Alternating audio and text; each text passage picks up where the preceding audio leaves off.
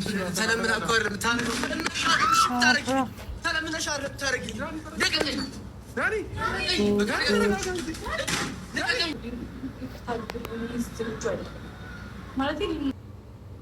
አሰላሙ አለይኩም ወራህመቱላሂ ወበረካቱ። ወድና የተከበራችሁ ቻናሌ ቤተሰቦች እንዴት ናችሁ? ደህና ናችሁ ወይ? ያለው አልሐምዱሊላህ። ቻናሌ አዲስ ከሆናችሁ ላይክ፣ ሼር፣ ሳብ እያደረጋችሁ አበረታቱኝ።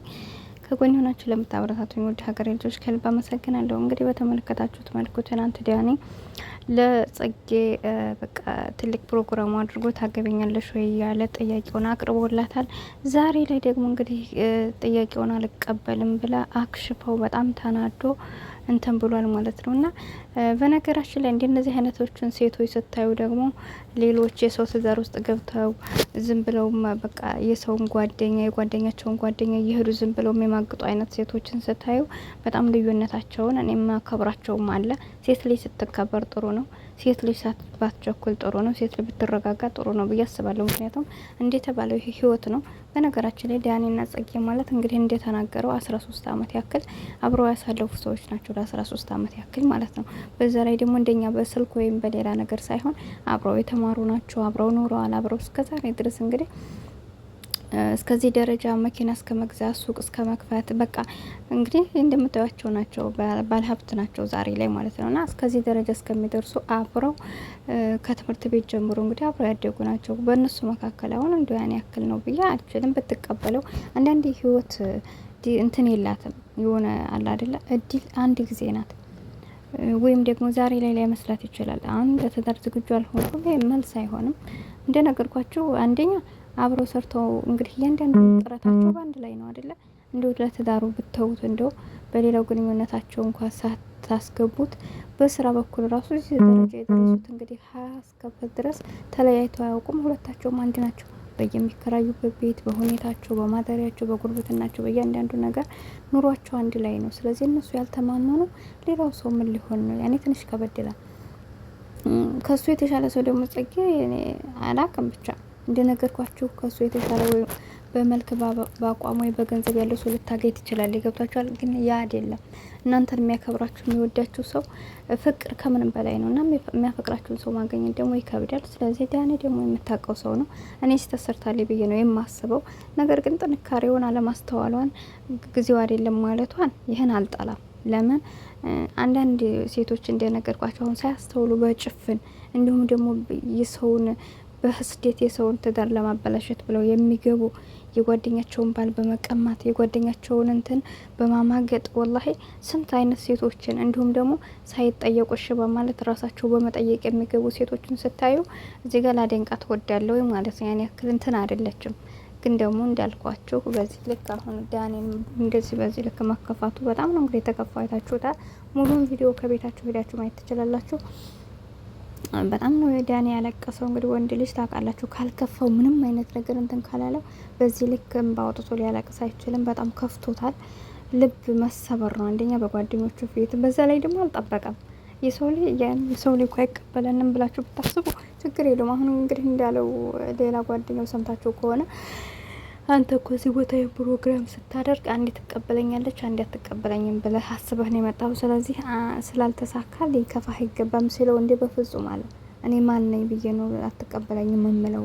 እሷና እኔ እኮ 13 አመት ጓደኛሞች ነን። 13 አመት ኖረናል። ብዙ ደረጃ በቃ ሰሙሌ ለሁለት በልተን እዚህ ደረጃ የደረስነው ያኔ በብዙ ነገሮች ውጣ ውረድ ያሳለፍን ሰዎች ስለሆናቸው ሙሉ ፐርሰንት ትቀበለኛለች ብዬ ነው እንጂ የመጣሁት እንደዚህ ታሳፍረኛለች ብዬ ስላልጠበቅኩ በጣም ልቤ ተሳብሯል።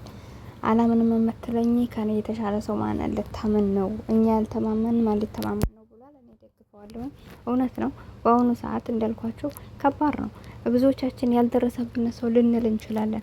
እንኳን እነሱና እኛ ራሱ ማለት ነው የሆነ በስልክ ራሱ ሰው እያወራችሁ የምታውቁት ሰው ወይ ካሁን በፊት በብዙ አመታቶች እንግዲህ እንዲሁ በስልክ ማለት ሰውን ሳታገኙ በድምጽ ራሱ አውርታችሁ 3 አመት 4 አመት የቆየው ሰውና አሁን በደቂቃ የመጣው ሰው አንድ አይደለም። ምክንያቱም ያን 3 አመት 4 አመት የቆየ ሰው የእናንተ ማንነት በትንሹም ቢሆን ያውቃችኋል፣ ታውቁታላችሁ። በእህትና በወንድም ስታወሩ ስለዛ ሰው አንዳንድ ነገሮችን ትረዳላችሁ። አሁን ላይ የሚመጣ ሰው ደግሞ እንግዲህ ወይ ከእናንተ ዛሬ ላይ ጥሩ ደረጃ ከሆናችሁ የእናንተን ደረጃ አይቶ የመጣ ነው። ዛሬ ላይ አቋም መልክ አውጥታችሁ ከሆነ እሱን አይቶ የመጣ ሰው ስለሆነ ልዩነት አለው። እና እነሱ ደግሞ በእንደዚህ አይነት በጣም ቤተሰብ ማለት ትችላላችሁ። እነሱ ማለት እንደ ራሴ እንግዲህ ባየኋቸው መልኩ ይሄንኩ እኛ እንኳ ካወቅናቸው ሶሻል ሚዲያ ላይ ከመጡ ስንት አመታቸው እና እንዳልኳችሁ ተለያይተው አያውቁም። በዚህ ልክ እሷ ለትዳር አልደረስኩም ምናምን እኔ አላቅም ወላሂ። እና ብቻ ተከፍቷል። ስለተከፋ ብቻ ትንሽ ከበድ ይላል። ልብ ማስተባር ነው። ዙሮ ያው ተቀበሏል ብዬ አልፋለሁ። ግን ደግሞ እናንተ ጠብቃችሁ ያን ነገር ሳይሳካ እንደመቅረት ልብ የሚሰብር ነገር የለም። አይታችሁታል። ተናዶ እንግዲህ የተዘጋጀውን ፕሮግራም እንትን ብሎ ጠረጴዛውን ሰባብሮ ነው ትቶ የወጣው።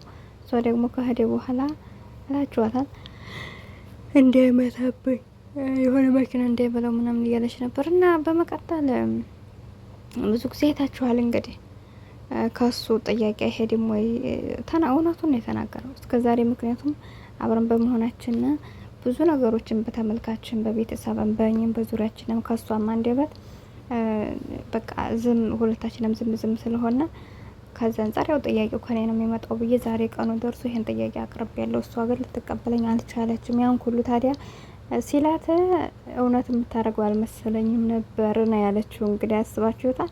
እውነት የምታደርገው ስላልመሰለኝ ነው ስትለው እሱ ደግሞ የእውነትም የማደርገው ስላልመሰላት ነው እንጂ ፍቅርም የላትም ለእኔ ቦታ የላትም ብሎ ነው። እና ያንኛው ልጅ ደግሞ አይታችሁታል። ራስሽ እንደማንም ቆጥሩ ብሎ ደግሞ የባሱን አቃጥሏት ታዲያ እና በጣም ሁሉም አዝነውባታል። ጓደኞቹ በሙሉ በጣም አዝነዋል። ያ ማለት በእርግጥ ይሄ ህይወታችሁ እነሱ ነው። ጽጌንም ወድለት ነገር በሰው አመለካከት በሰው እንትን አትሄድም እንዳለችው እኔ ውስጤ ደስ ሳይለኝ እናንተን ተጋፍታችሁ ላረግ አልፈልግም። ለእናንተ ብዬ እናንተ አሳምናችሁ ልቀበል አልችልም ብላለች። እንግዲህ ዳኔም እናንተ አሳምናችኋት እንድትቀበለኝ አልፈልግም፣ ነገር ግን እኔ ከሷ ይሄን አልጠብቅም። ስላልጠበቅኩኝ ያው ተሰብሬ ያለው ተናድጃለሁ። እንግዲህ ብቻ ከባድ ነው እውነት ለመናገር። ያው ታውቃላችሁ እንግዲህ ፕሮግራም ዝም ብለው አይደለም ገንዘብ አውጥተውበት ነው እንዲህ ያንን ሁሉ ያደረገው። ብዙ ነገር አለ እናንተ። እኔ እኮ አንዳንድ ህይወቶችንም ሳይ አንዳንድ ትዳሮችንም ሳይ ለካ ፍቅር በዚህ ደረጃ ነው። እኛ እኮ የሰዎችን ህይወት እንደዚሁ አግድመን እያየን የተረገሙትንም ሰዎች በህይወት የሚጫወቱትን ከሴሌ ገንዘብ የሚወስዱትንም ዝም ብለው በቃ በሴሌ ቤት የተደራረቡንም ብቻ ብዙ የተዘበራረቀ ነገሮችን ስለምናይ እንደዚህ የሚውነት ስሜት እኮ አሁን እኮ ረስተናል እኛ በምናየው ነገር ላይ ማለት ነው። እኔ ራሱ ዲያኒ በዛ ልክ ሲበሳጭ ግራ ነው የተጋባውትና አንዳንድ ጊዜ በነገራችን ላይ እውነተኛን ነገር ስናይ ልባችንን እንዲረጥብ ይሆናል። አፍቃሪ ሰዎችን ስናይ፣ ለሰው የሚያዝኑ ሰዎችን ስናይ፣ ሰዎች ብቻ ጥሩ ነገር ስናይ ጥሩ እንሆናለን።